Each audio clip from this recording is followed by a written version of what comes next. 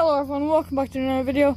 So this morning I was loading feed with our TMR tractor, and then all of a sudden the PTO just turned off. The tractor was still revved, but the PTO just stopped. So my dad thinks that it's just a sensor that senses something and then it just turns it off. And then my brother thinks that it's that there's something wrong with the actual PTO. He thinks that there's something wrong with the PTO because like right before I shut off the one time, he was testing it, and then but yeah, this is the TMR tractor right here, and the PTO looks fine. But basically, this tractor, it has over 9,000 hours on it, and basically its whole life it's been running on PTO. A lot of its life anyway.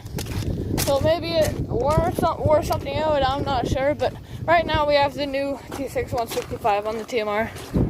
Looks like we also got a flat tire on the pasteurizer.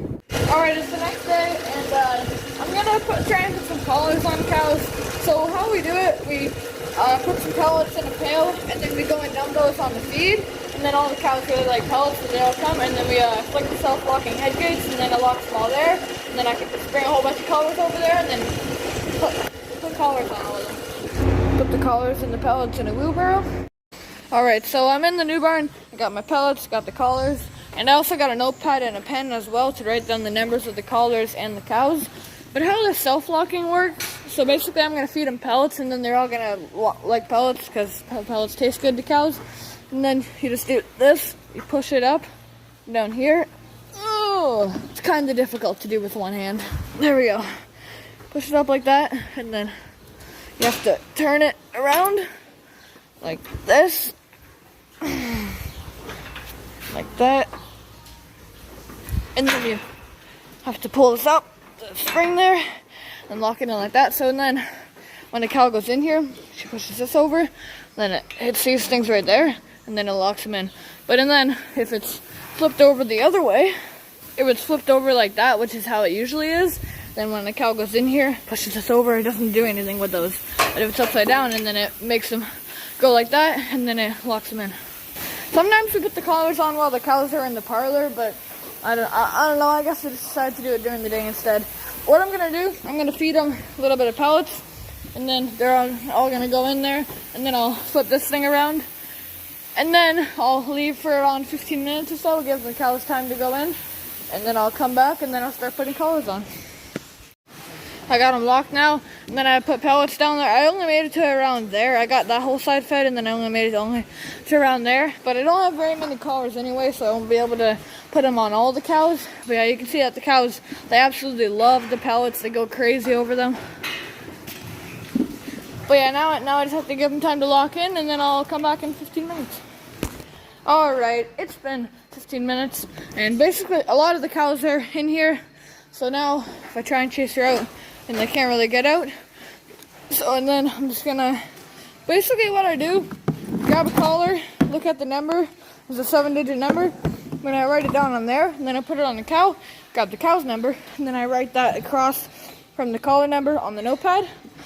And then as soon as I'm done all the collars, and then I bring the notepad back to the milk house where the system is for the collars, and then I enter all the new numbers for the cows for each collar in.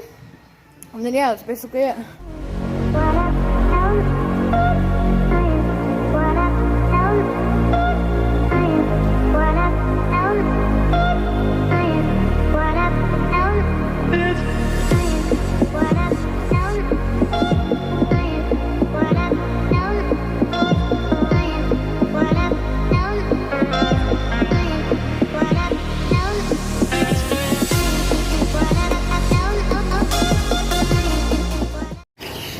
Alright, I got all the collars gone. There's still obviously quite a few in here without collars. But yeah, I got them all on, and it was pretty difficult. The cows go pretty crazy, but yeah, I flipped the self-locking head gates over again, and all the cows are just going about their day.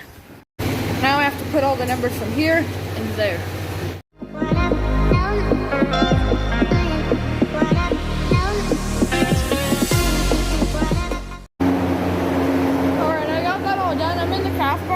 So instead of just writing on little cards, my mom photocopied a lot of these cards. Basically, it just shows all the info on there. All you have to do is to circle it or whatever it is. Like you got down here, you got the birthday. And then you got either a bull or a heifer and the size, the mom, and yeah, just like all the kind of stuff. And then those up to 21 right there, that's for the medication that they get, so they just exit out every day.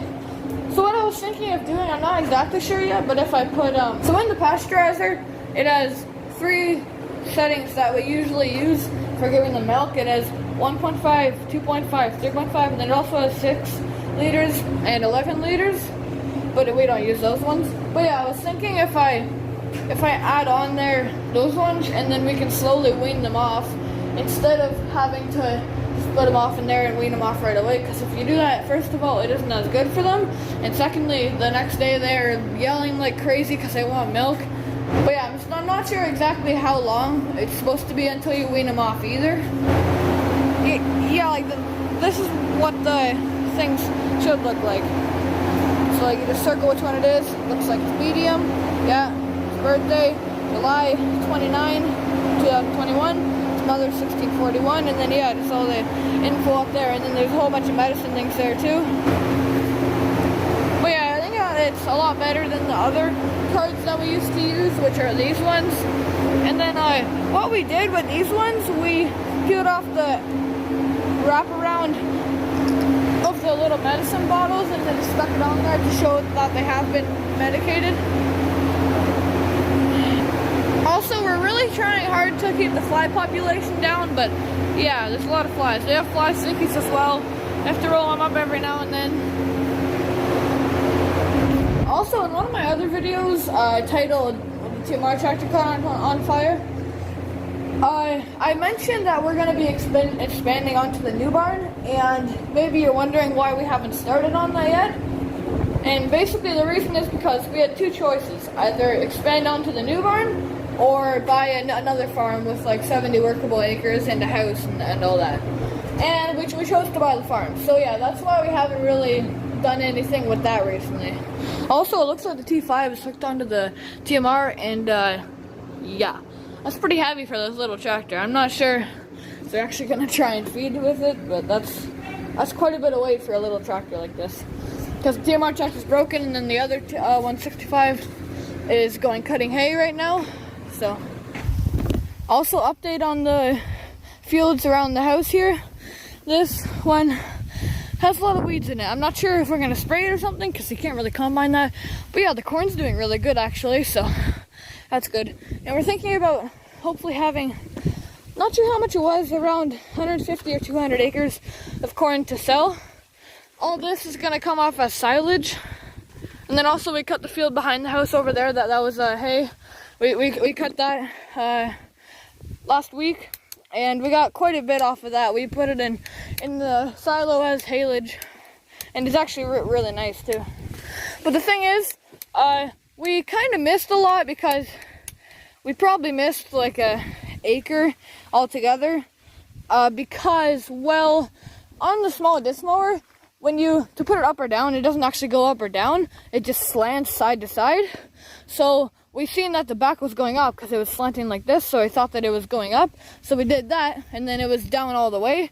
So, and then it broke like half the knives off of it. So, and then for the last little bit, you didn't really get a whole lot of it. So there's probably an acre altogether, like if you put it all together, an acre of full grown stuff. But it's really just stuff that didn't really get cut very much. But yeah, that really sucks, but we got it all cut or whatever, but we tried to get as much off as we could. Alright, that's going to be it for this video. Hope you enjoyed. If you did, hit the like button, smash the subscribe button, and I'll see you in the next one. Bye-bye.